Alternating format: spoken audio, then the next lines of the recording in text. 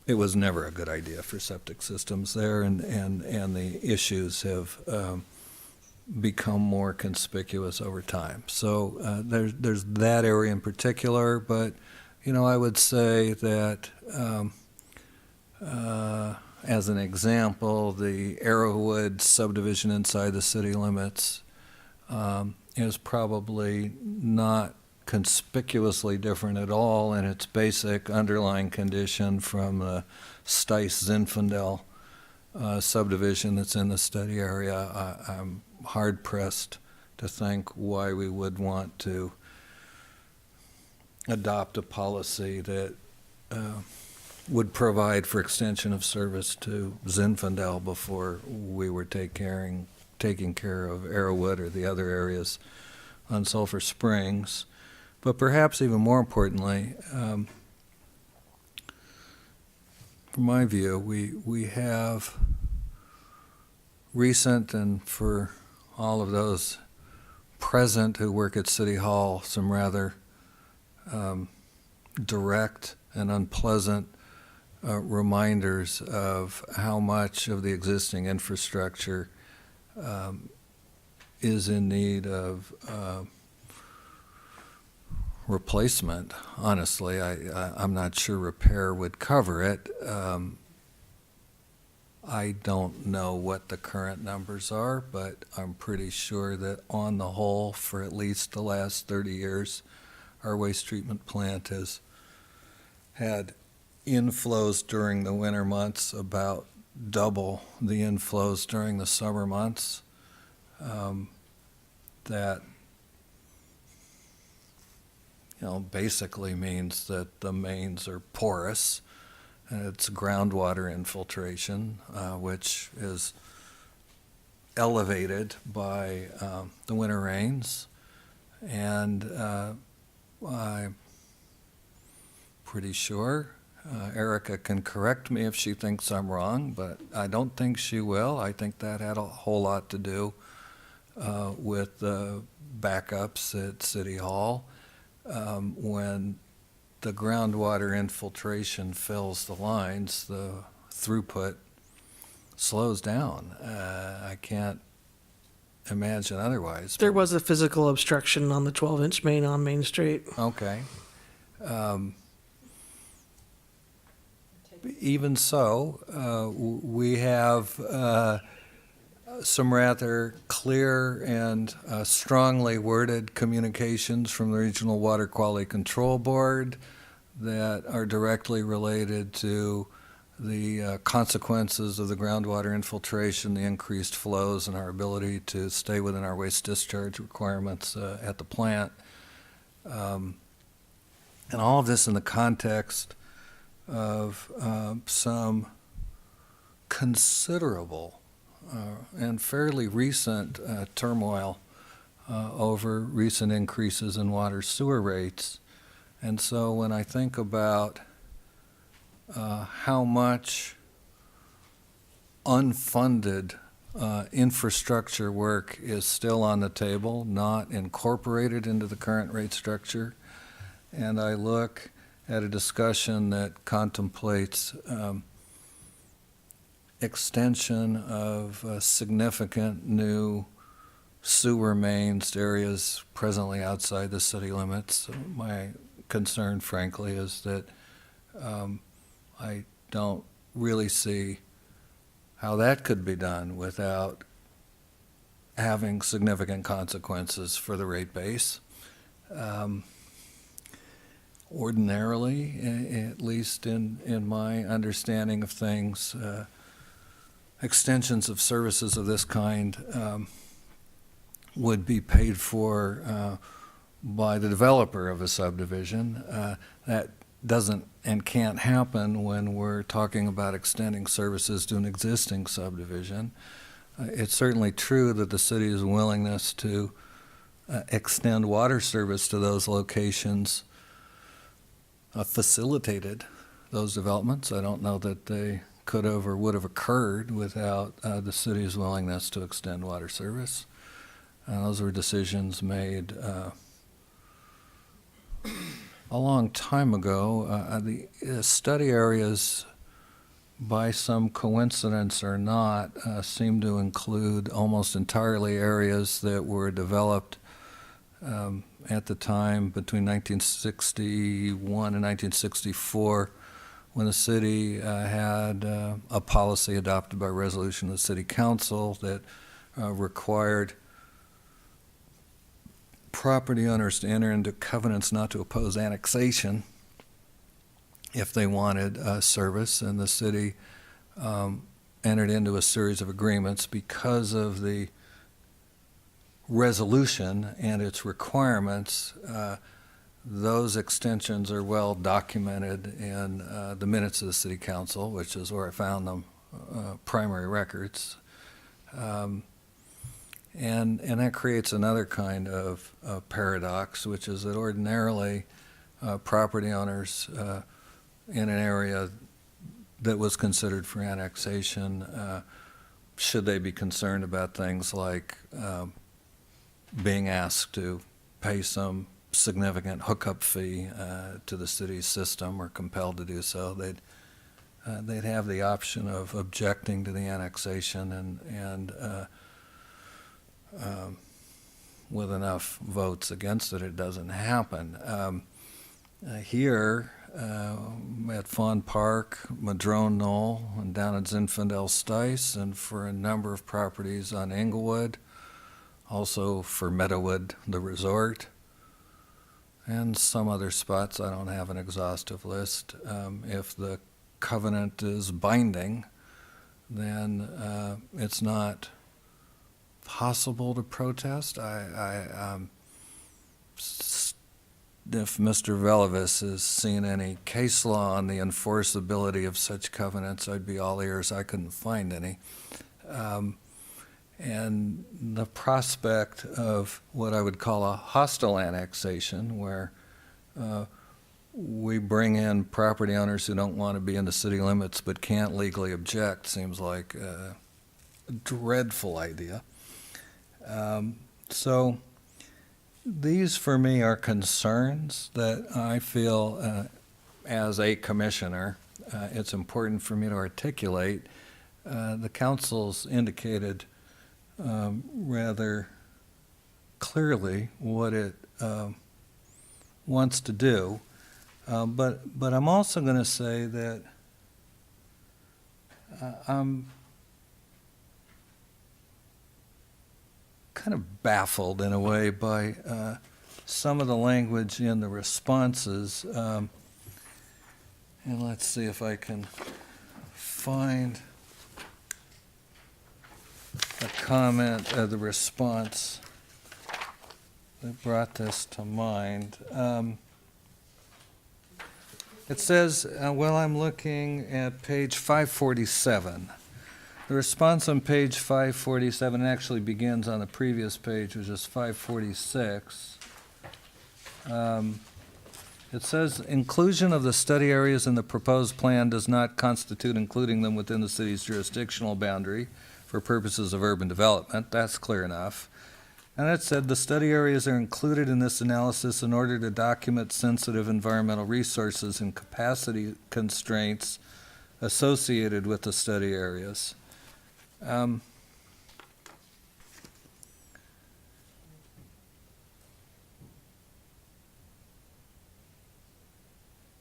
I guess I'll start with a question here. Director Hausch, can you identify any sensitive environmental resources that were identified in connection with the EIR analysis? Prime farmland. Prime farmland. Well, here, you'll have to forgive me, but my own thoughts kind of parallel those in the county's comments, which I know are not necessarily well regarded at City Hall, but that in and of itself doesn't make any sense as a criterion for selection, since, to my way of thinking, if you follow the water mains and water service, you go into county agricultural lands in every direction, and that includes a lot of areas that weren't studied. So to put it very directly, the efforts made to explain the study areas as something unconnected with any interest on the city's part in annexation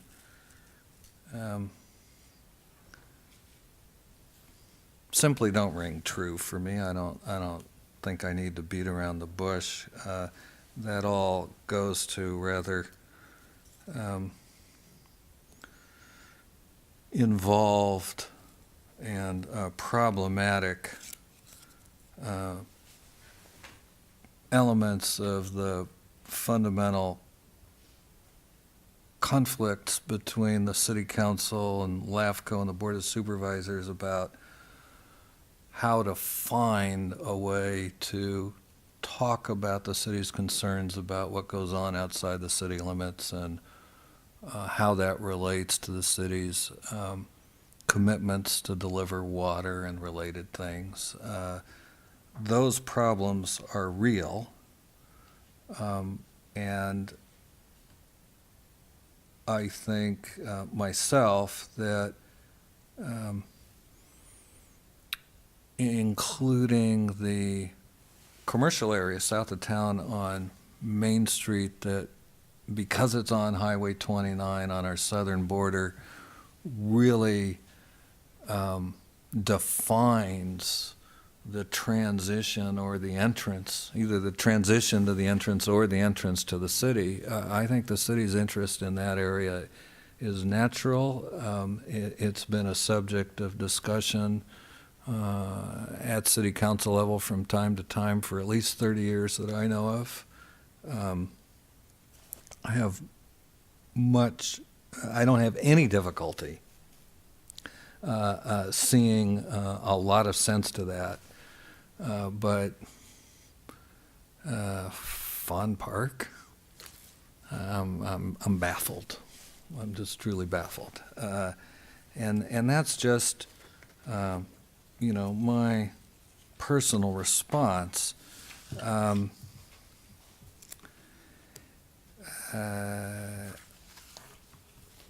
I have some other comments, some of which are a little bit of a rehash of what I've said before. And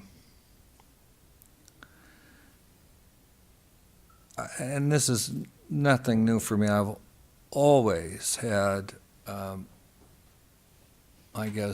what you could call an intellectual or philosophical problem with mitigation measures that don't mitigate anything. And the use of things that are called mitigation measures to advance public policy in worthy ways, but I think not really authentically consistent with the requirements of CEQA. So, that was reflected in my reaction to the new mitigation measure for the loss of prime ag farmland. But I do want to repeat that I feel very strongly that how we plan for development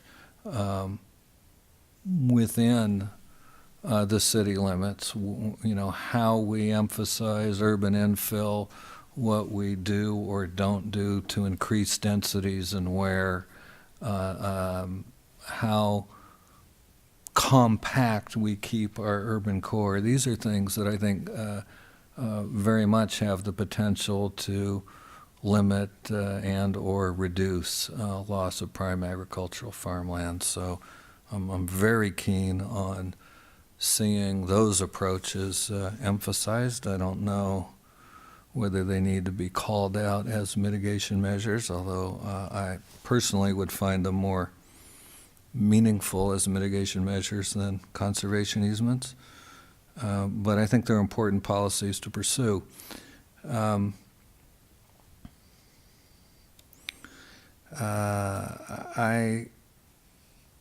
The transportation network enhanced alternative is a subject I would like to come back to at some point, which could be this evening or conceivably even at our next meeting, although the more we get done tonight, the better. Just to chime in on that, staff is hoping to get input and feedback on that alternative from the commission to help draft the findings required for the commission to recommend. Very to the good. council. Then, if I may, I'd like just to set that aside as a separate subject for some focused discussion. I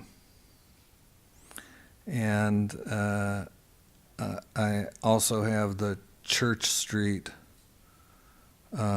neighborhood concerns about the designated parking area. The suggestion that traffic calming measures would be in order, and the concerns about policy providing for mixed-use development as a subject of focused discussion. And that's it for me at this point.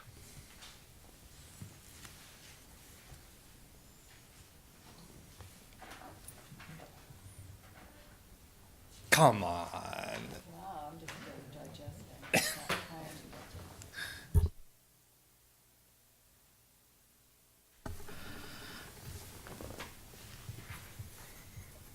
While I understand your concerns about the planning areas, or two of the three planning areas, I presume that the ones that the city spray field is, there was at one point a movement to actually incorporate the spray fields into the city.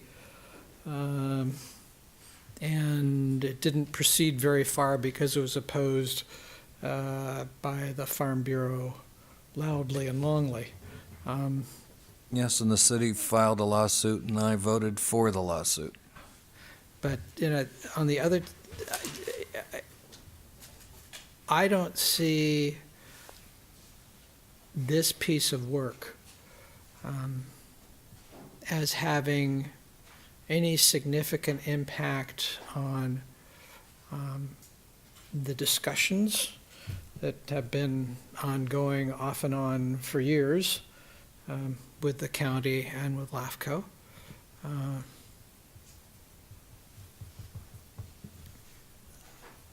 So I'm fine with these being in here.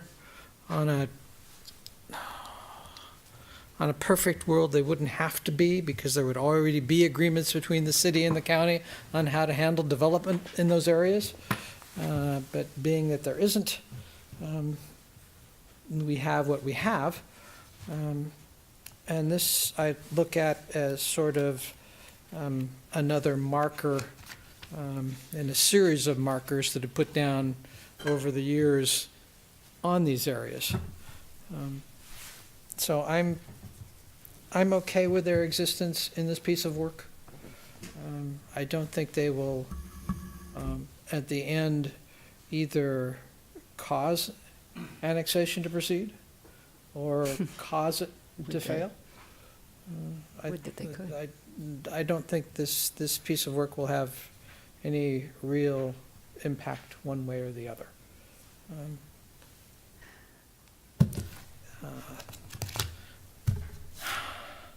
I don't think anybody is 100% happy with the general plan as written.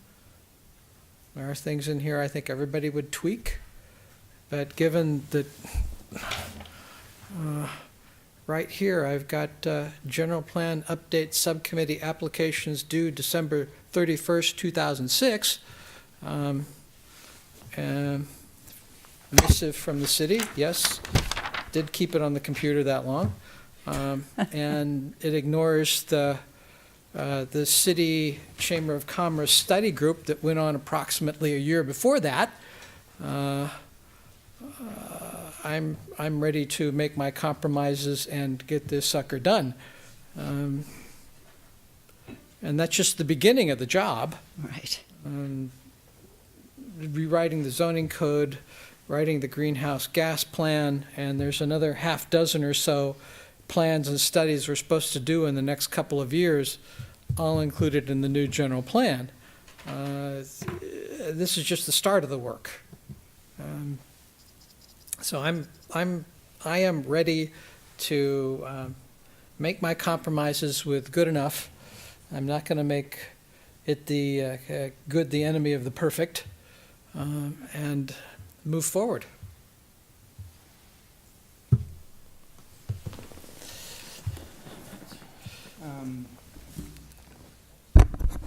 I agree with aspects of what you've both said. I think in sort of studying this behemoth, I think it becomes clear that part of the struggle here is to get this piece, this aspirational piece in place so that you can deal with some of the nitty-gritty. And I would agree with John that there's a number of things that I ticked through here that I thought, well, that's a reasonable thought, a reasonable concern, and should be addressed, and can be addressed probably more purposefully if we're not wrestling with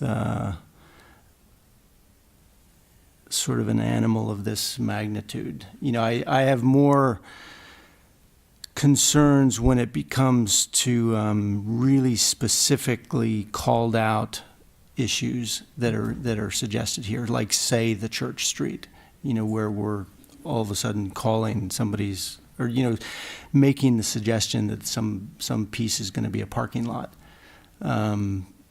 I think concerns of that are absolutely understandable, you know, and in my mind, and maybe it's just the way I look at things,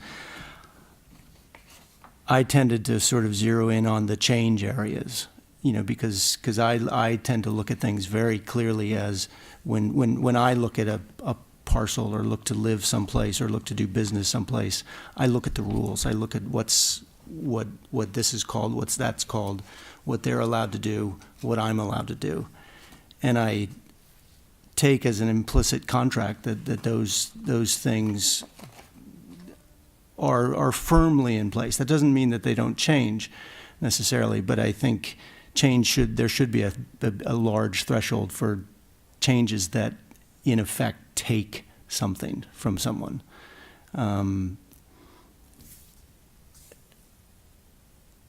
So, you know, my general thought on this document is let's get it in place so we can amend it in pieces, and deal with something that's not so loaded down. I mean, because there's pieces of this from every planning director that has been in place since I've been here in 2001, you know, and pieces that have, and then it's been kicked down the road, which I think has many effects even to the functionability of our staff. You know, when we sort of, the amount of work that goes into something like this to get a legal document that's legal for us and legally acceptable for the state, you know, which is, part of this is just you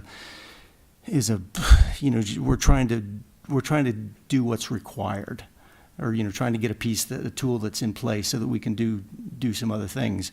You know, I think generally the aspirations of this are good. Some of the specifics are not.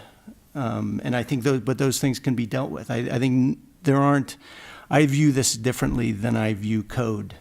I don't think code very specifically handles, you know, little pieces. This kind of suggests, yeah, I think we should kind of look to do this. And generally, I support it. I think we should get it in place. How that comes, you know, where I come down on say, the Church Street piece, I think that one is, you know, because I tried to go through these and think, well, what are the pitfalls of suggesting that? Because none of these suggestions imply that they will happen. It's just that they could happen, and there's a lot of places throughout town where things can happen.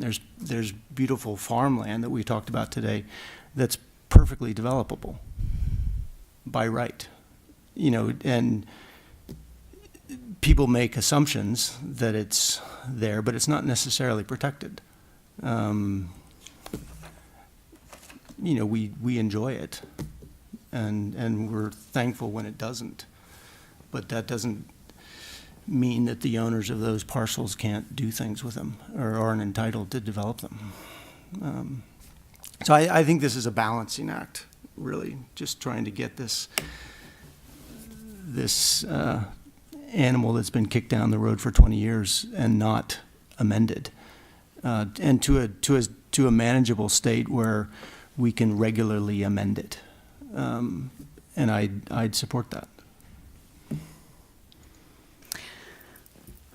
Okay, on the study areas, my impression of the study areas, especially having had a discussion with Noah today, is that they're going to be there so that the city can then, and so all of us can study details about what should happen.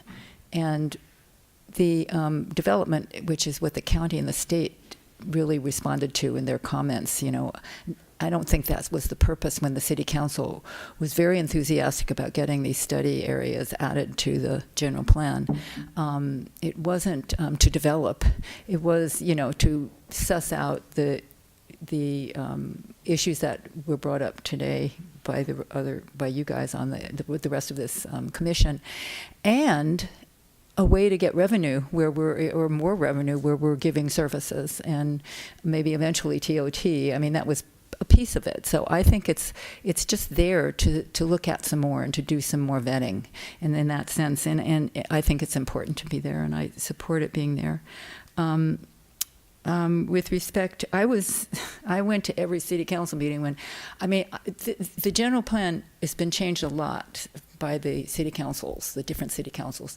And I went to most of those meetings, and there's a member in the audience today, Greg Desmond, who was also at those meetings. And I remember when the Church Street garage was proposed, and I was really horrified by it then. And, especially hearing members of the neighborhood, I'm so glad you were here. I'm still horrified by it, and I'm hoping that I'm certain that your voices will be at least given voice to the city council at some point in the report from here. I like the idea of the animal, and I'm seeing a cat, and what I'm hearing you say is that after we accept this animal with, an ear infection, which is with respect to the noise ordinance, as far as I'm concerned, and other ailments, that then we can go back and address the ear, as you were saying, we can address the ear infection, we can address the other ailments that this poor little kitty has. Well, it's not a kitty now, it's a middle-aged, 10 years is for a cat, but whatever. I definitely want to, to support this animal, this domesticated animal, and get its path. Or we can't pass it, but recommend that it be passed by the city council and then certified, and then we can start to make the changes that we want. But yeah, I think and I want to really thank the current consultants for being really clear, and it appears really diligent. I mean, I can't even begin to imagine the work that you've done here, and and all through the years too. I think every single city council and every single planning commission has been really sincerely trying to help St. Helena be a better place by the changes they've made. And there have been so many changes, and I respect and appreciate all the changes through the years, because the world has really changed since 2006. So anyway, I'm definitely in agreement with at least two of you to get this, what shall we call her? This, whatever you want to call her, what should we call her? Jasmine, to get Jasmine, that's Jasmine. my Okay. to get Jasmine certified. All right. Can we talk about Church Street? Well, I was just going to suggest to organize the rest of the discussion Okay. that we go to the change areas. There's a nice summary on Okay. page 84, and that we start with Church Street and then go through the rest. and that when we're done with the change areas, that we go on to the transportation network enhanced alternative. So I'll go ahead and start with number 10, which shows up on page 86. That's the Church Street parking lot parcels. The summary says, redesignate the 4 mid-block parcels adjacent to the railroad from medium-density residential to mixed use, or allow the parcels to be developed as a parking lot. I'd be happy to delete that altogether. And I did make a note of the call for traffic calming measures. I don't think that's something that's appropriately addressed at general plan level. I don't know what we can do other than, as a planning commission, other than note it as a subject of shared concern. I think in a location like that where, and I know what the traffic on Church Street is like, it's narrow. It leads to and from one of our more important arterial streets, which is Pope, and we've got Safeway at the other end. It's a difficult street to navigate by car, bicycle, or as a pedestrian. So I believe it would take council direction for traffic calming measures to be adopted, and I really say that to encourage you to raise that concern directly with the council. You could start by doing it at the public forum section and see if they would agendize it for further discussion. And the fire department. You might want to talk to them. So,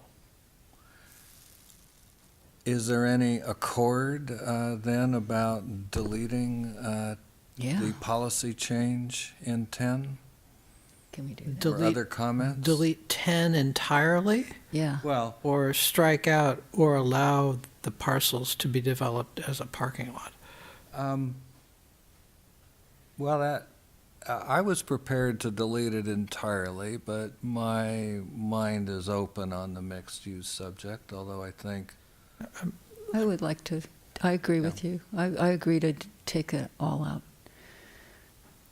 And revisit. Can we do that at this Has point? that got any impact We're on not supposed to do the, that, I thought. on the analysis, on... So the development of mixed use is anticipates 20 units per acre, and the current mixed use, or the current medium density residential would allow 16 units per acre at a maximum, and so 20 units per acre plus a commercial element is obviously less intensive than the current, so it would not have a significant impact on the CEQA analysis, as we would be essentially reducing. Well, let me So we're just... talking 8 units? I want to point out that Mixed use we and have, businesses. by the description on this page, 4 parcels totaling 0.39 acres. Yes. These are very small parcels, Yes. and as sites for relatively affordable single-family dwellings, they're rare, and I think that's a development pattern combined with use that's worth preserving. That's my sentiment. I think it actually preserves a certain kind of housing stock that is increasingly in peril. So this is sandwiched between the park on one corner and the commercial on the other? That's correct. But it's a neighborhood too. I mean, what's in between is a neighborhood. So I. Also, I'm sure it feels like a neighborhood, Yeah. if you live there, yeah. Right, and that kind of change. Neighborhoods develop organically, and that would fit the bill of an organic development, because most of those places have been there for years. And we're supposed to preserve neighborhoods. It says that. At 0.39 acres, 20 units an acre, you're talking maximum 8 units anyway. But you have businesses. Sorry. And I'm frankly not thinking that many businesses would want to locate there. Like the chair said, access there is limited. You're right next to the railroad track. There's commercial on the other side of the railroad track. It's tiny. Safeway parking lot. I don't think it would have any impact if it's left in or pulled out. If the will of the rest of the commission is to pull it, okay. I mean, I'd offer an alternative just to reduce or allow the parcels to be developed in the parking lot, simply striking that as an alternative. And like Dan said, just because it's zoned for it doesn't mean it'll ever happen. Mr. Hale.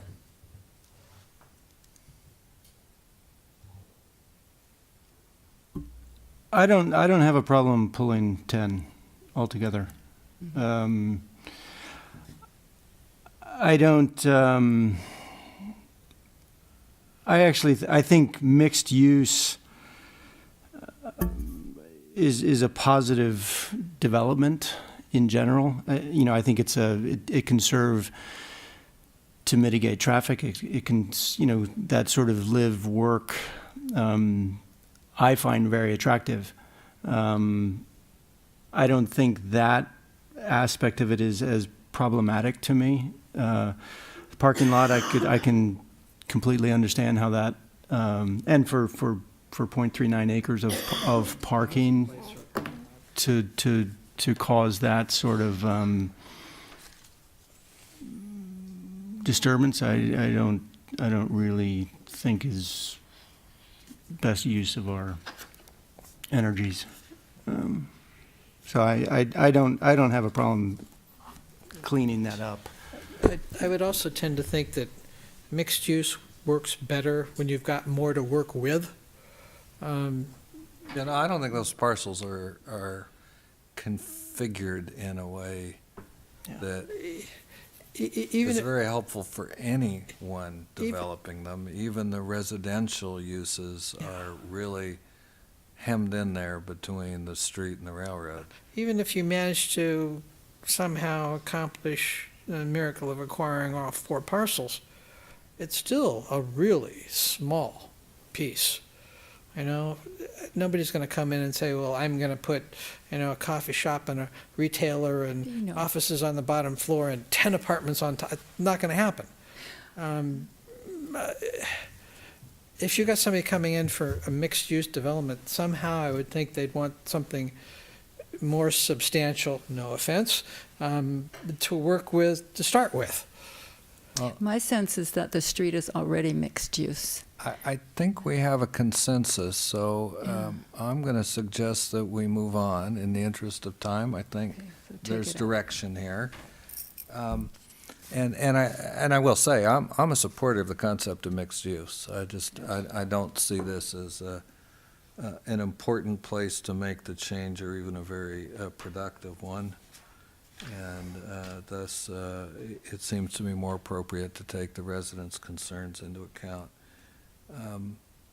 So I don't know that we want to have a lot of discussion about each and every one. So I'm going to take a different approach for the remaining 12 study areas. You have 30 seconds. Just that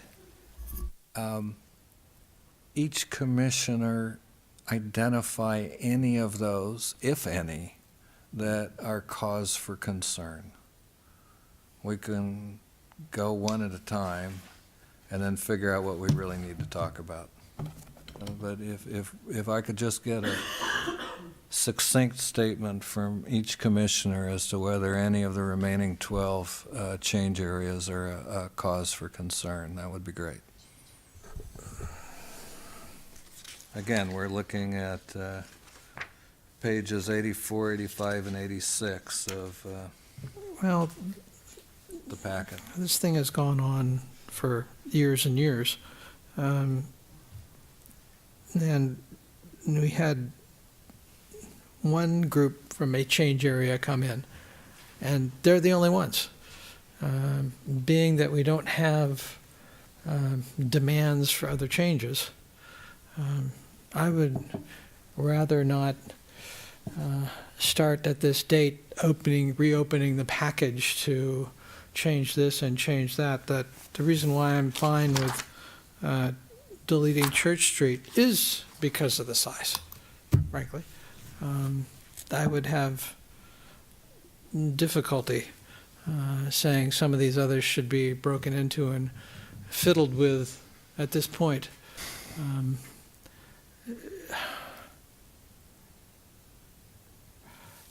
I don't want to get in the position where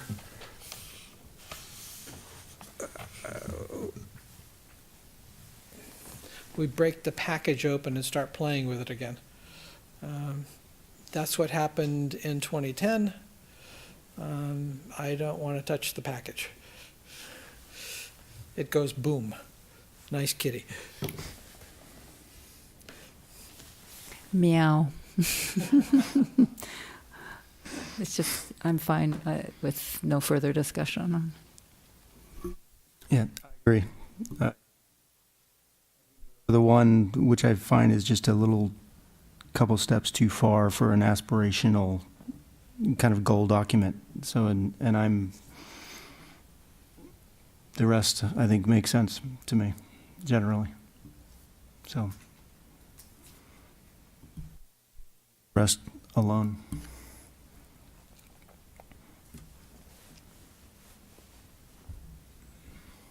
I think Noah's already heard this story. I'm just going to share it briefly. I was going to law school and serving on the city council at the same time, and I took land use. And my roommate one day bet me $10 that I couldn't go through an entire class without raising my hand. I made it 40 minutes out of 45, and it's the only time in my whole life someone has gotten mad at me when they won the bet. I'm not going to say anything about the other study areas. But it's really hard.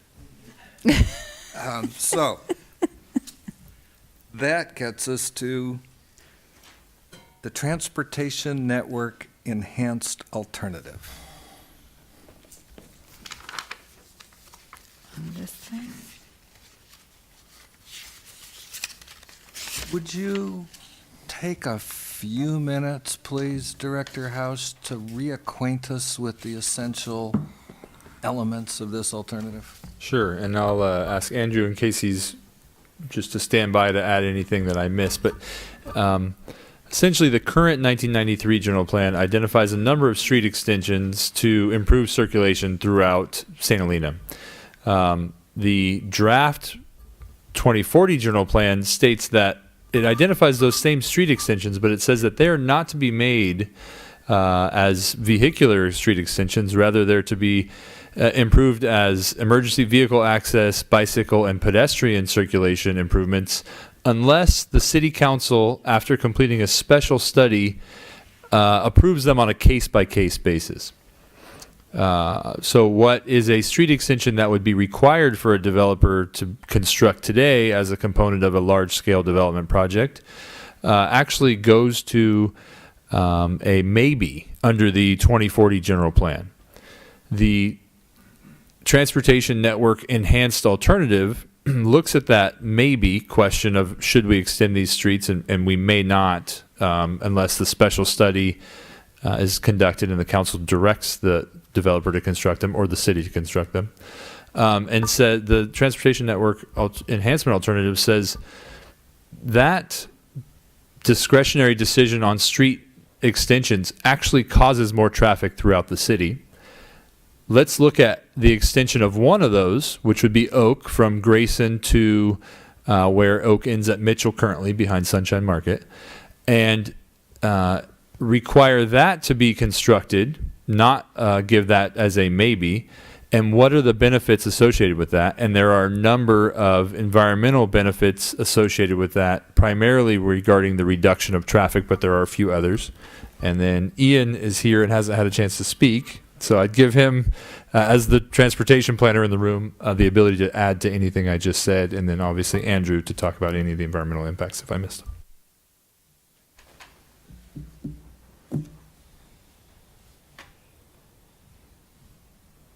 Thank you, Noah. And good evening, Commission members.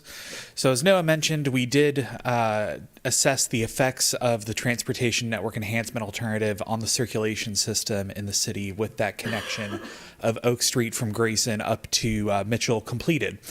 That analysis reviewed the traffic model for the city, which is the countywide model, to assess how traffic volumes might shift off of parallel roadways, such as Valley View, Main Street, or Silverado, onto this new connection. And then, based on that traffic shift information, reassess the intersection level of service at the various intersections in the city. Level of service, as you may know, is a measure of the level of traffic congestion at a particular intersection. In this case, the traffic model runs revealed that the Oak Street extension would take about 200 cars per peak hour total off the Main Street corridor. It wouldn't really change Silverado Trail because it's such a short segment. But the removal of those 200 cars per hour off the Main Street corridor would reduce the anticipated increase in congestion along Main Street by year 2040 conditions back to where it is today. And at the expense of preempting some of Andrew's discussions regarding transportation impacts, it would actually result in nearly the same level of delay as you see today at Main Street and Pope Street associated with that shift in traffic. The alternative also includes a multimodal focus, including the provision of a Class 1 bike path down this part of the corridor connecting the high school into downtown. It's also of note, too, that the portion of Oak Street that's out there today, north of Mitchell Drive, is proposed as a bicycle boulevard in the general plan. And this is one of the reasons why we suggested the Oak Avenue corridor as a candidate for extension, as it would provide a continuous bicycle facility immediately to the west of Main Street, one that is not there today.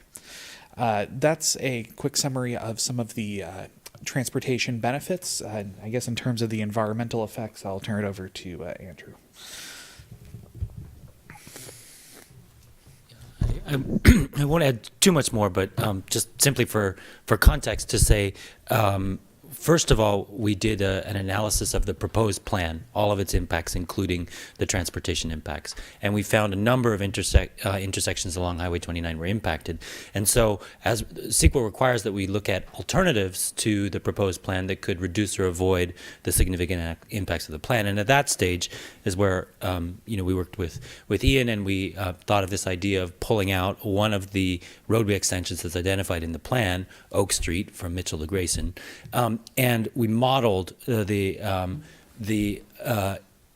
impacts, the effect of making that roadway extension, and found that it does, excuse me, improve vehicular flow and circulation on Highway 29. So it's both the queuing and the congestion would be improved with this particular roadway extension.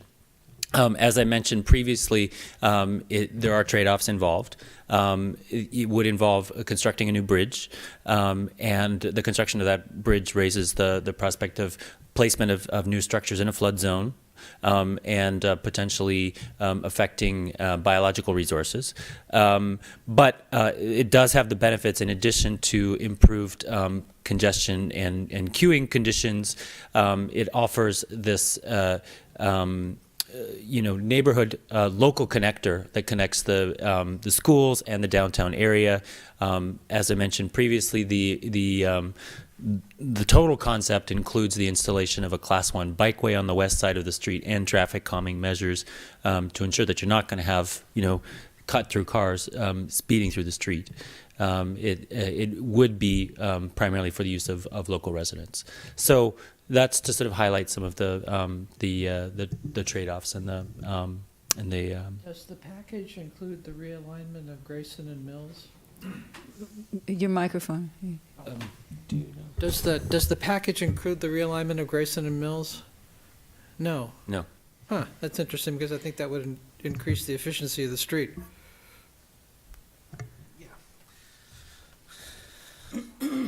The realignment of Grayson and Mills could potentially increase the efficiency, especially at the intersection of Grayson and Highway 29. Currently, you have split roadways there with Grayson and Mills somewhat offset, and only Grayson being signalized. The realignment of Mills has some other considerations, mainly the railroad and how that intersection would operate there. So perhaps on a network-wide perspective, yes, it may be more efficient, but for the purposes of this alternative, I think it's we wanted to keep it tangible for the purposes of the modeling. I thought the realignment of Mills and Grayson was called for in the Highway 29 specific plan. It is, and we have the irrevocable offer right away. So isn't the general plan then, well, there's some kind of consistency requirement there. Are we looking at an inconsistency here? No, I think the impact or the transportation network enhancement alternative did not want to assume that would occur with its modeling. Correct. And so the benefits of that alignment were not incorporated into the model. However, I don't want to speak for Ian, but I think it would only improve the enhancement.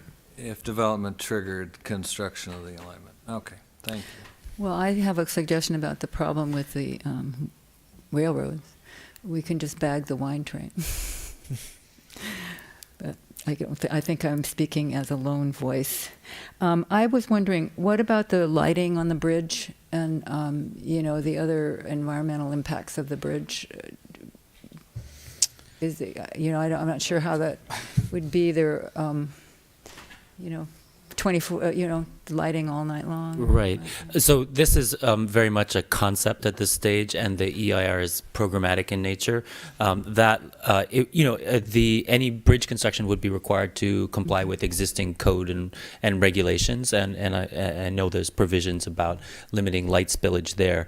But presuming that a bridge would be constructed and this goes forward, additional environmental review would be required to look at that kind of detailed potential impact. Right, and I was, I was happy to hear about the traffic calming portion of the plan, because I was just wondering. I noticed that no one from Oak Street is here, and so I was wondering if you did any outreach and if you've spoken with people in the neighborhood or what happened there. I would just point out Oak Street is currently identified as being extended. Right, I know, but I'm just wondering if anyone was notified or if there was any outreach from anyone. I've spoken with multiple folks who have come in to develop along any parcel that's associated in that area, anticipate having to address the connectivity issue. I mean, under the current residents. plan. I'm talking about the residents. I did not speak with any specific resident about this issue, other than folks who have engaged with the city. Okay, and you didn't either, or okay, they were not. Okay, thank you. Other than circulating the draft DIR, which had the same details that you have before you in it. Obviously, as identified in the staff report, we did significant outreach, which you all were a part of the scoping meetings, the notices, all of those things. The other thing I was wondering, because you pulled this particular, what do you call it? Pardon? Extension? Yeah, this particular extension, is that going to affect the conservative, which I think is a very good thing, the conservative requirement for full vetting of any of those proposed extensions being completed? Is that going to, is that going to make it more easier to pull? I mean, can you just pull any of those extensions at any time and make some plans, or is it still going to be just as long a process to to realize one of these extensions? Is that Nothing would change on any of the other identified road extensions in the general plan circulation element, with the exception of Oak Street, under this alternative. okay? So, but it wouldn't make a precedent for the. Absolutely not. Okay. Bobby, I don't think it makes it any easier. I mean, Okay. it may give you a small leg up because you have some traffic model runs. Okay. That's a small part of the package. Okay, thank you. Say that I remember when when these road extensions were made, and then how careful people were to make it not easy to have them happen. So I just want to make sure that's preserved. And I would just point out, EIRs are required to look for alternatives with the goal of reducing environmental impacts. I know there was a lot of concern with neighborhood impacts with regards to the street extensions. Exactly. However, I mean, this is from your planning director's perspective. This was a very good exercise to undertake, and it does both reduce some of the environmental impacts identified and provide an alternative circulation route for schools during major congestion timeframes. Just keep that in mind. I know it's a huge undertaking to depart from a plan that's been underway for such a long period of time, but I do think it's worth some serious consideration. I think this is a good idea. I have no objection to this one. Well, I have a question for the consultants.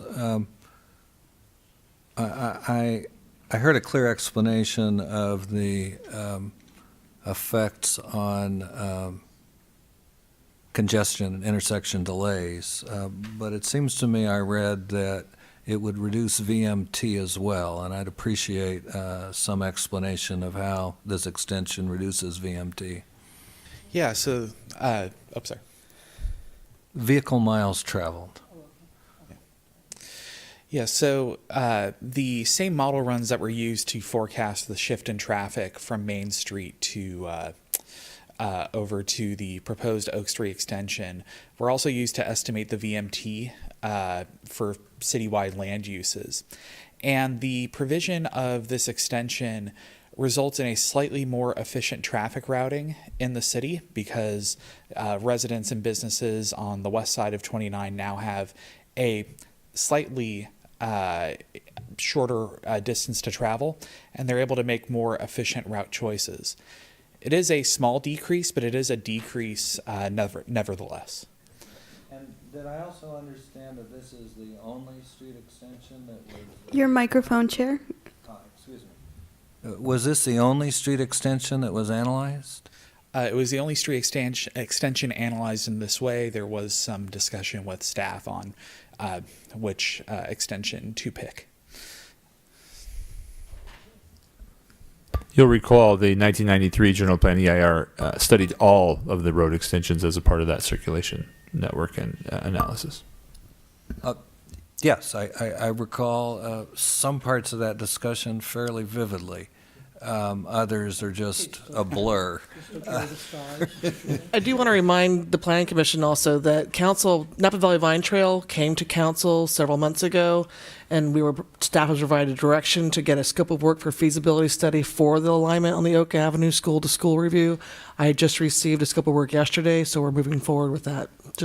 Yes, and here's really where I'm going with this. In the larger scheme of things, it does seem to me that with respect to greenhouse gas emission, or reduction of greenhouse gas emissions, whatever I'm supposed to call it, reduction in VMT is one of the more powerful tools we have should we find a way to achieve it.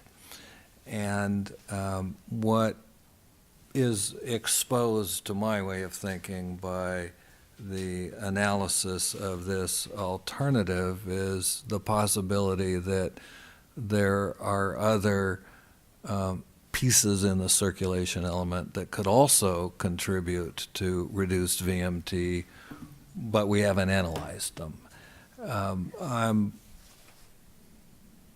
I think as well aware as anyone present of the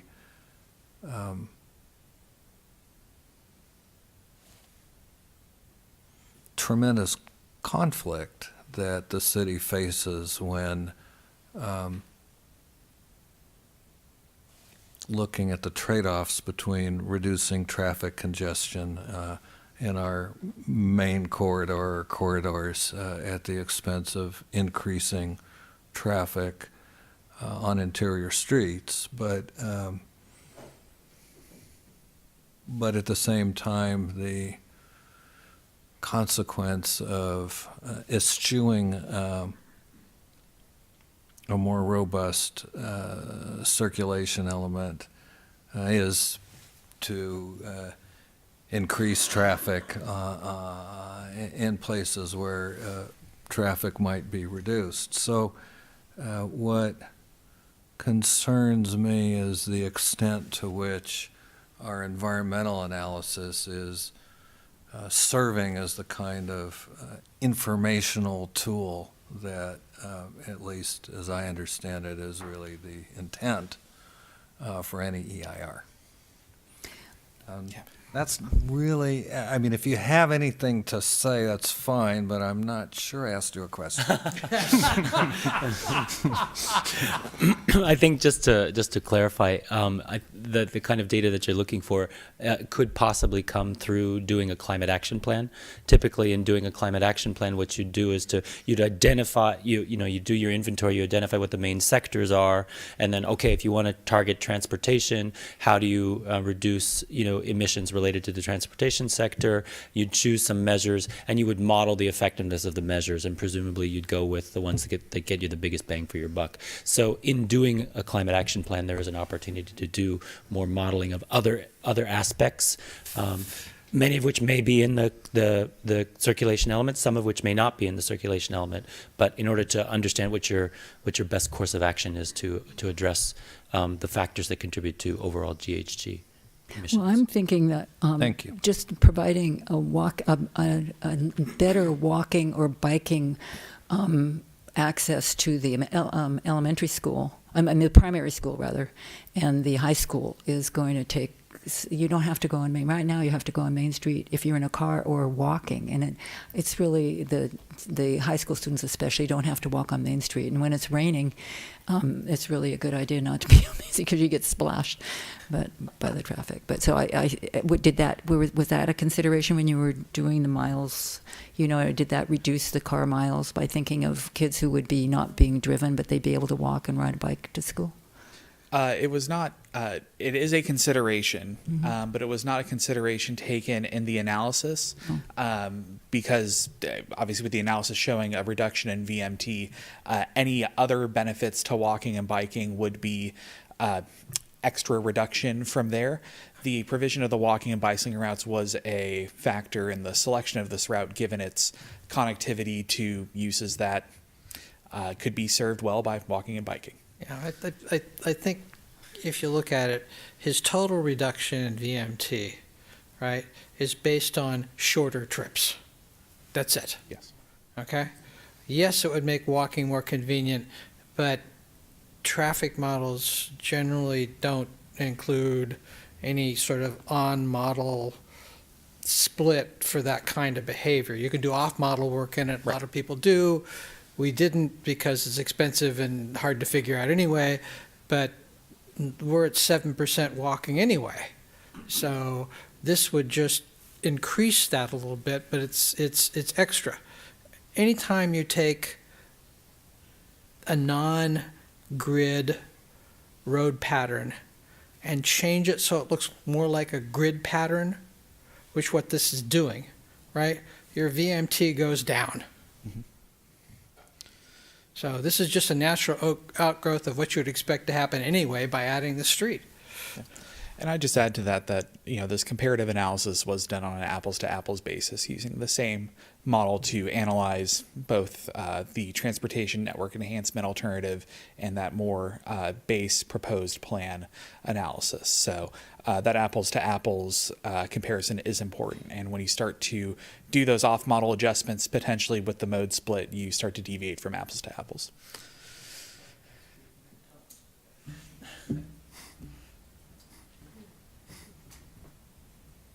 Any other questions for the consultant or comments? No.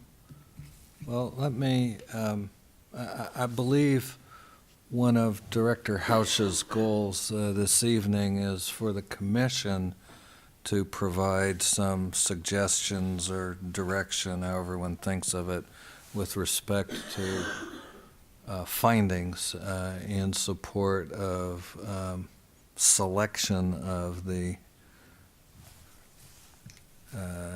transportation network enhanced alternative as the preferred project. Am I correct? Should that be the choice of the commission? Right. So perhaps rather than put the cart before the horse, I should ask the commission whether they prefer this alternative to the project. I would like to hear, before we get into that sort of discussion,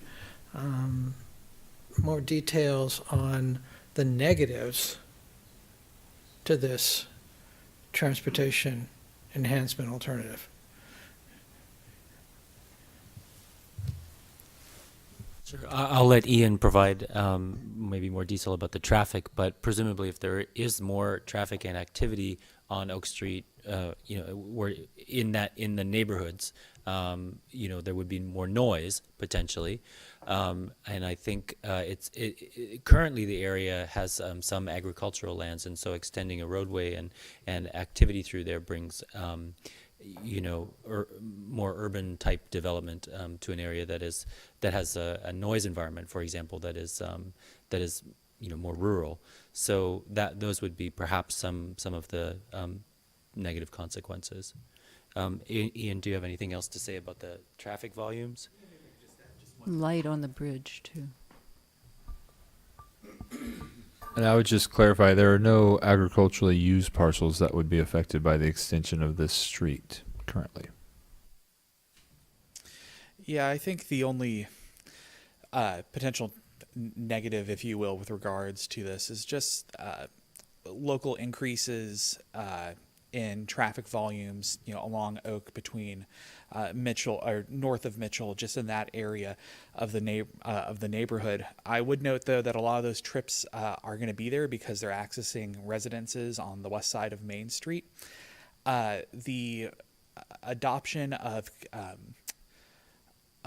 traffic calming measures, though, would be paramount to reducing the attractiveness of the street as a cut-through route for regional trips. And so I think the onus would definitely be on the design to make sure that the speeds are slow, but still keeping efficiency of the traffic circulation for local residents using the street. And if I can interrupt, excuse me, but does the modeling show a reduction in traffic volumes on Valley View? It showed a very slight reduction. The analysis did not assume a reduction because it was such a small amount. Really, we believe that most of the model is showing that most of the trips would be coming off of Main Street between Grayson and downtown, destined towards residences and businesses on the west side of Main Street. The model did not suggest that there would be a lot of cut-through trips between south of the city towards points north, but again, it's one of those where the design of the street really needs to consider that. A traffic model is not a perfect tool by any stretch of the imagination, but the fact that the traffic model is suggesting that it's more locally used is a pretty powerful result. It just needs to be confirmed by good design. Thank you. Yeah, it seems to me that most of the traffic will be south of Adams, and there aren't that many homes. There's not, that as many houses. There are some. There are apartment houses, and there are some, but a lot of it is schools and churches, and so it's different. The other end of Oak is more of a neighborhood. And I'd also add too, and again, not a drawback, but just another consideration is that if and when the Oak Street extension is constructed, that the associated improvements on Oak Street north of Mitchell would be very important to construct potentially at the same time as well, just to make it a consistent corridor for attractiveness for bicyclists and pedestrians, but also just making sure that, again, the entire Oak Street corridor serves as a street that serves more local trips than cut-through trips. I think it's great.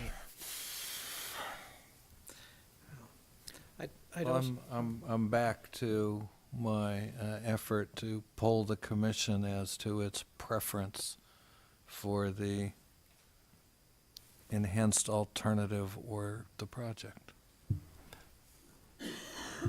I would say that I think the alternative is an exercise, or I view it as kind of an exercise, informational, kind of that adds weight to further consideration. But I don't see how it makes a stronger, in my view, case than the other. You know, I know that it has. I understand that it has to be there as part of this package. So how it would have weight is if the Planning Commission recommends this alternative project, it is the alternative to the current general plan, meaning Oak Street would be identified as a street that's required to be extended either through development funding, paying into impact fees, or the city pursuing improvements through its CIP budget, or likely a combination. Right. And you're saying that the alternative makes it a maybe. It gives more flexibility? The alternative says Oak Street should be extended separate from these special studies for all the other street extensions that we've identified. This should happen. And I would say the maybe being subject to the money being there and the projects developing and all those things, but much more certain than if this was not the alternative that was supported and the money and projects still came forward, if that clarifies. Okay, it has a marginal improvement on VMT, which I imagine is well inside the error for any model. Yes. Yes. Okay. So maybe yes, maybe no improvement on VMT because it's inside the error range for a model, right? It slightly improves, and I'm not going to say the LOS, I'm going to say the VC on Main Street. Because even if it maintains the current LOS, our current LOS is F. When you can stand at Fulton at peak hour and watch the light turn on 29 and watch cars creep across slowly because they can't block the intersections, and 4 or 5 cars creep across and then the light changes. That tells me that's F. So we're already at F. So what he's bettering a little bit is the volume to capacity ratio. It doesn't get quite as bad as it would otherwise. So I don't think the benefits are huge. If we did an all-out press and did every extension we had in the 93 plan, maybe. No. But I can't see that happening. There's also some environmental problems with crossing that creek. I don't know how clean the PG&E site is.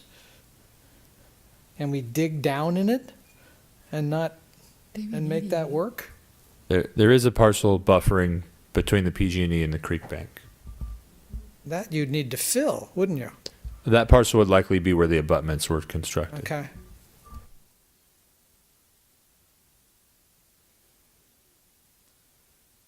So yeah, this may be poquito better and may not.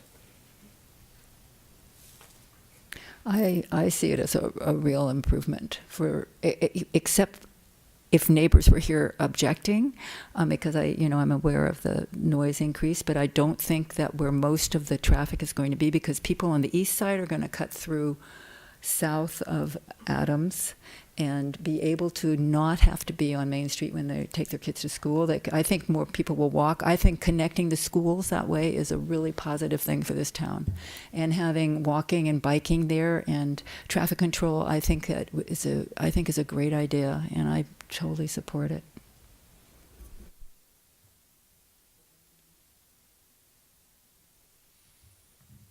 Well, I'm in favor of it. I think it's a sort of tepid investment in an environmentally superior alternative.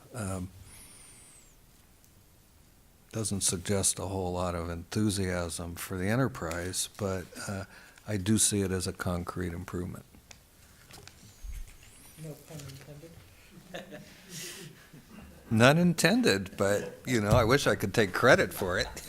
I just think it'll have a really low impact on the neighborhood. I mean, all these extensions, what's terrifying about them is that some of them would just really have a huge impact on the neighbors and the neighborhoods. That would be very detrimental, but this doesn't seem to do that, and it has a positive.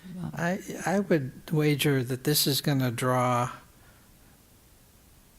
a big chunk of the school trips would use that route. So, and if you've ever walked up and down Spring Street between just before bell times, you'll see what that draws. So I think it will put 200, 300 cars in the peak hour on that street, which for St. Helena is a lot of cars. So, sounds like we have clear direction on that point. The next question is, why do we love it so much?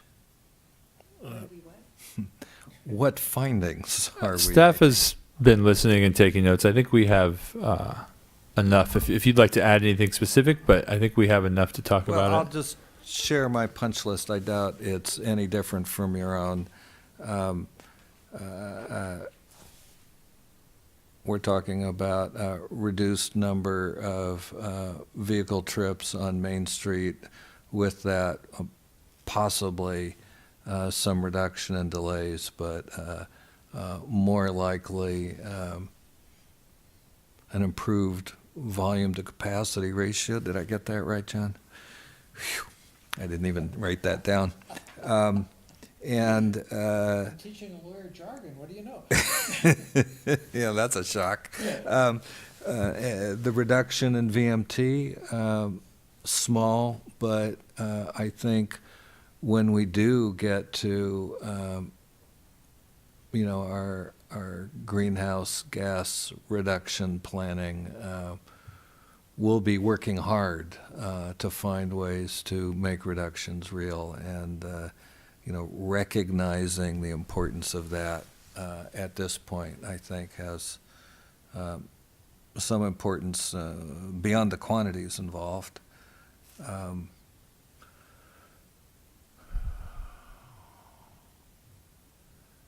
And I also believe that the result will be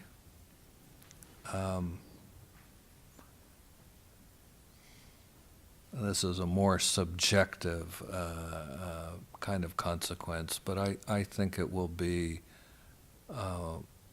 more appealing and more attractive corridor for students heading to school, and for pedestrians who actually would prefer to walk to destinations on the south side of the creek, but who find the Highway 29 corridor a bit discouraging. And that's my list. So I promised members of the public I would reopen the public hearing. I'm happy to. If there's anyone interested in speaking.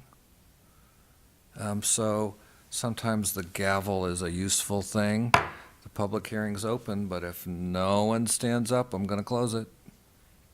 It's closed. Got that taken care of. Noah, is there anything else we need to do this evening? No. So I'd just like to summarize the direction staff has.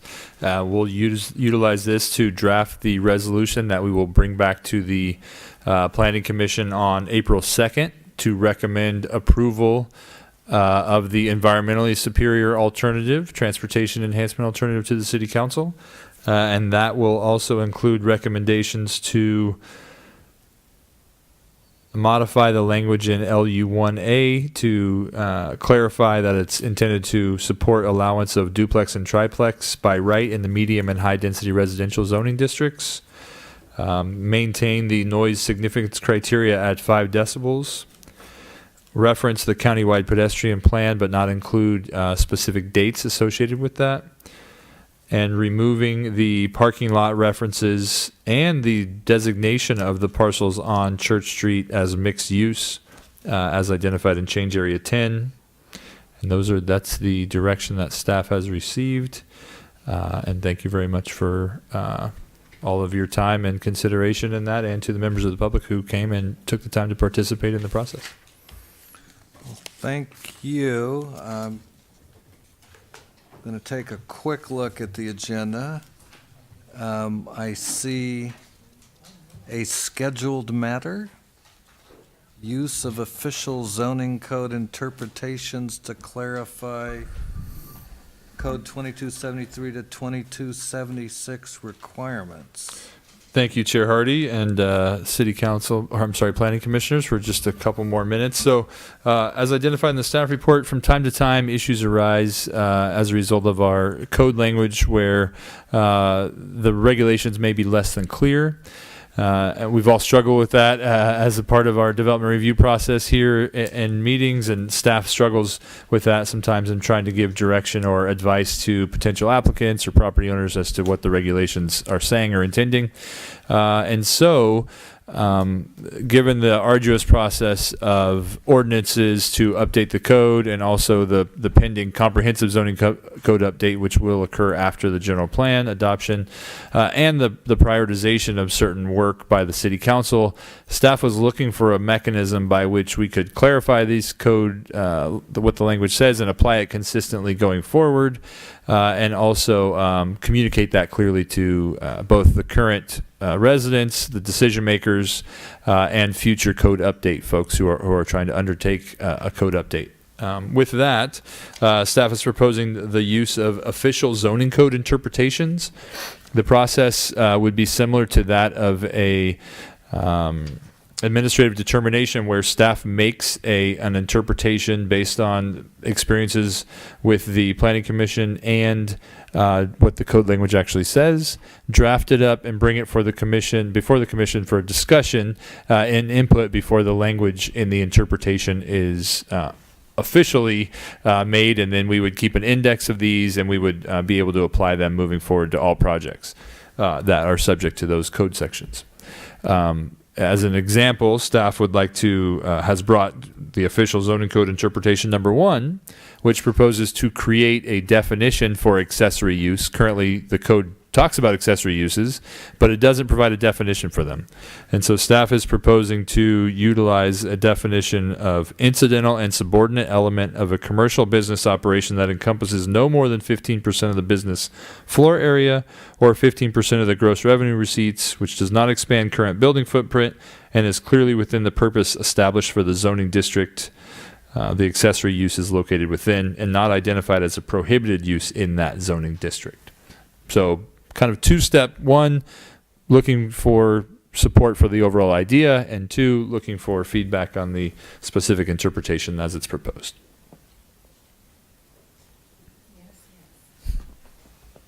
John? I think until we get a zoning code fixed, this may be something we can use. I don't know how defensible it is. I may want to ask the city attorney on how defensible this kind of definitional process may be under law. That's my first question. Second question has to be with some of the terms in here. 15% of the business floor area or 15% of the gross revenue receipts. That means you'd have to have access to the gross revenue receipts. And I don't know if that's possible as just give it to us or else. You'll be issuing permission for them to do this, and then you have to check up on them later. I suppose it becomes a condition. You have to show us your gross receipts. It's maybe problematical. And the last thing is, and is not identified as a prohibited use in that zoning district. We have widened out the use, thanks to the city council, of what's allowable downtown in a business district. Maybe we should make that include as not identified as a prohibited use or a use that requires a conditional use permit, because we have widened that out quite a bit. So the intent was to allow some flexibility, and the example I would use, and I've gotten this exact situation where a store owner, or I'm sorry, a restaurateur who makes their own jam to put on the bread that they sell at the restaurant wants to sell the bread, or I'm sorry, wants to sell the jam. I don't have a mechanism by which I can say you're allowed to do that as a restaurant with a conditional use permit defining you as a restaurant that has no element for retail sales. And so in some zoning districts, we've allowed general retail as a component. That did not make it into the service commercial situation. And so it's specifically seen as a problem to include conditional uses. And that's the entire intent, is to say small elements of a business are accessory and thereby not rising to the level of the primary, which would be regulated through use permit. And to the point about the gross revenue, something that maybe was a high dollar item but didn't take up much square footage, or maybe a service element, it was intended to limit the ability of a business that was authorized through one way that maybe doesn't use much of their square footage but is growing into a different type of business. Staff didn't want to allow that to kind of one to morph into the other without potential review process if it was subject to a use permit. That does bring up another concern. Is this iterative? So 15% of my business is selling jam. Then 15% of my business is selling aprons. Then another 15% of my business is selling cookbooks. Then I've got another 15%. I don't want it to be iterative. So in that situation, staff would look at it as general retail, and you get 15% of that in addition to your restaurant primary use. Okay, I just want to make sure it's not iterative, so we don't end up with 15% of what they originally have. The rest of it is add-ons. Okay. So we're back to the, can we get away with that? Great question. Would have to do some more analysis and to answer the question. To me, I guess the question would be to Noah, why not just do it as a text code amendment to add a definition that you're proposing? Because, quite frankly, that's the most defensible way to do it. Sure. So we're kind of in I would identify this as an in-between time period with the code, whereby we're trying to push this general plan process forward. The city council has prioritized a number of other elements that we want to work, and in the meantime, we're running into these definitions on an almost weekly basis when projects come forward. So, and this is just one idea, but we've struggled with how to apply the small lot standards to existing development that was developed under those standards, but the code isn't written to clarify that. Sometimes we have issues with what a flag lot, how to apply those standards. And so staff is looking to work with the commission to clarify this, and can obviously work with the city attorney's office to make sure that the mechanisms by which we're doing this are addressed. And that's why when I was working on this idea, I looked to the administrative determination process, which does live in our code, and it says if the planning director makes a determination, brings it to the planning commission for review, planning commission has a review or the potential to discuss it, modify it, or leave it alone. And then the planning director notices everyone within a certain vicinity, in this case it would be citywide, to make sure that everyone's aware of this is being done. So there is an established mechanism, but if the direction from the commission is ensure that we're doing it in the most legally defensible manner, staff absolutely will take that. Is that would that make a huge difference in terms of, risk? Like I said, I haven't looked at it yet, so I think I would like to, and perhaps together with Tom Brown to give some advice on that. It's nice that NOAA already has started that analysis and found administrative provision in the code that may be a starting point. So the intent, just so I'm clear, is that this would only come to the Planning Commission and then would go into the official interpretation book and wouldn't go because if it was a text amendment, it would go further to council. That's correct. And then with the goal of when we get to doing the comprehensive zoning code update based on the general plan direction, these get folded into it and the direction is already clarified from the commission as to what that language should say when we do the code update. And I will say I have experience utilizing this in another jurisdiction and we never had any legal issues with it. Well, I'm sorry, but I do have to say that just because one hasn't been sued doesn't mean it's legal. But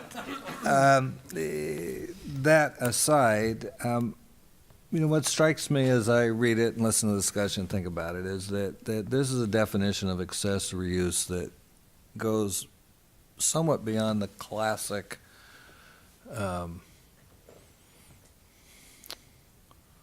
phrase, which I think defines accessory use as necessary and incidental. And I don't have a policy problem with that. It does have me kind of leaning in Mr. Veliva's direction with the sense that it has a feeling of something more like a text amendment than a straight up definition.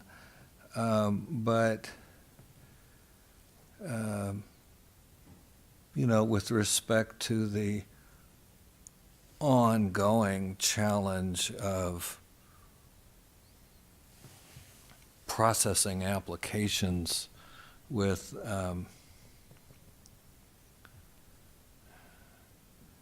a code that suffers from decades of deferred maintenance. It's possibly in better shape than the sewer mains, but nevertheless, that really is how I see it. We've deferred maintenance of what I call our administrative infrastructure, just as we've deferred maintenance of our physical infrastructure, and we're paying a constant price for that in terms of inefficiencies and delays and confusion and all the rest. So inclined to be more flexible in my approach to this than I would be if I weren't constantly reminded of all of the times in which we stumble over these code sections that whatever they were intended to do when they were written don't seem to apply very well in the present circumstances, and knowing how enormous the undertaking of a comprehensive zoning code overhaul is going to be, there's no realistic prospect of near-term relief. So I find the last half of it kind of clumsy. I'd love to have the opportunity just to offer an edit. I'm hoping you wouldn't object to bringing this back so that I can produce an edit and we can look at that. I would just to make it work a little bit better, if I may.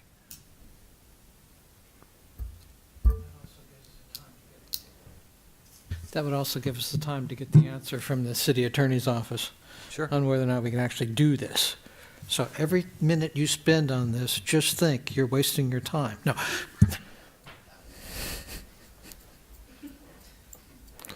And staff is looking at the question. My skills. The question to the attorney's office is more conceptual about the idea of officially interpreting the code. Yeah.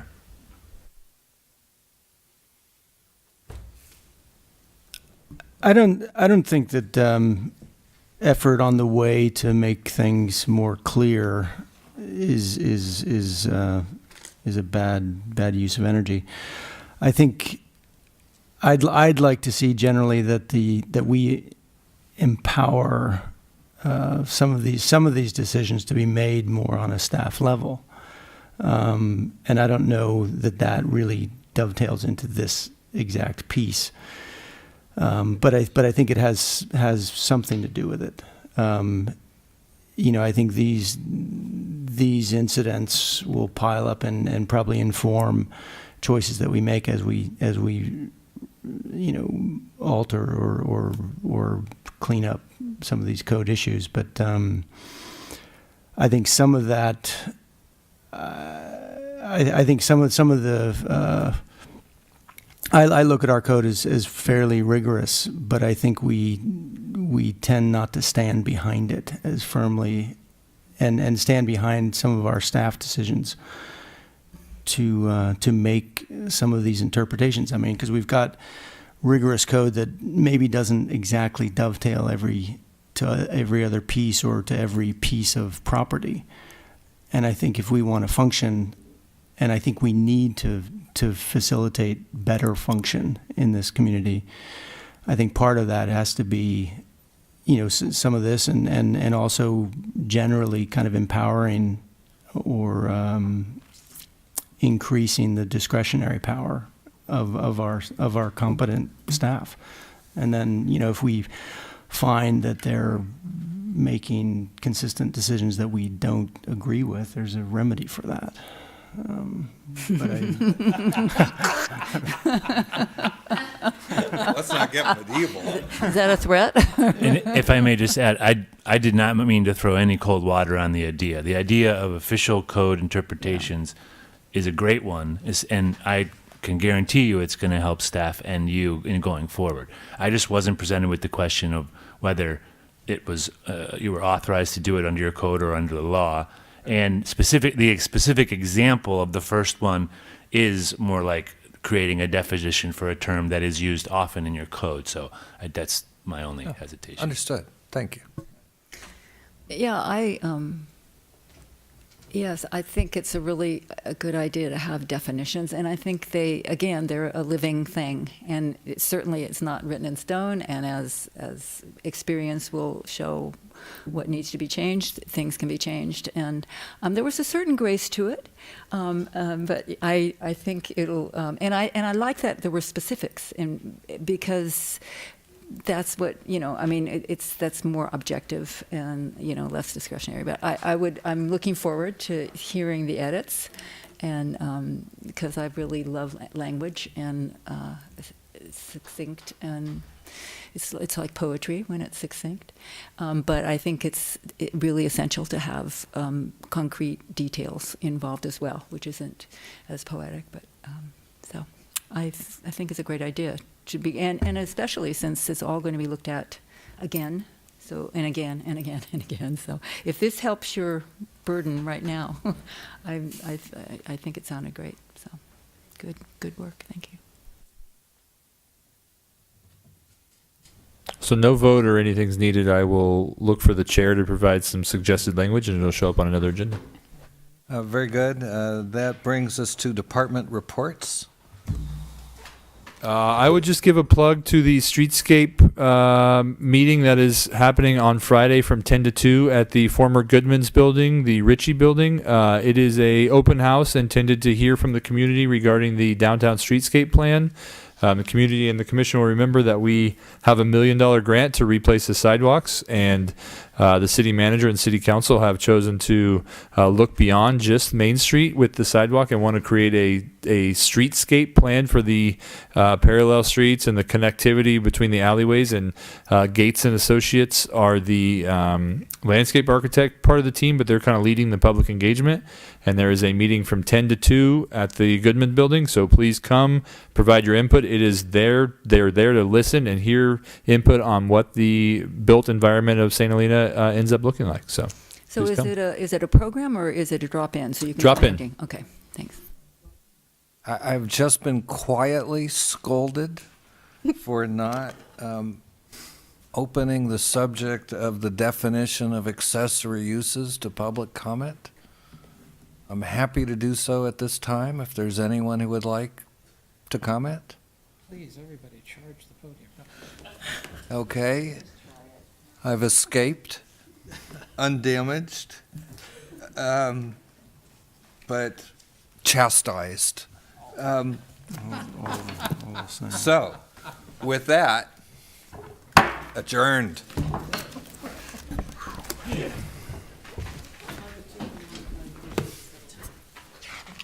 What was that about Petaluma?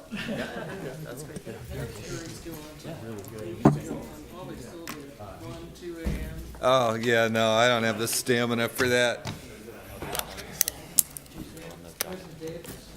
Let us know.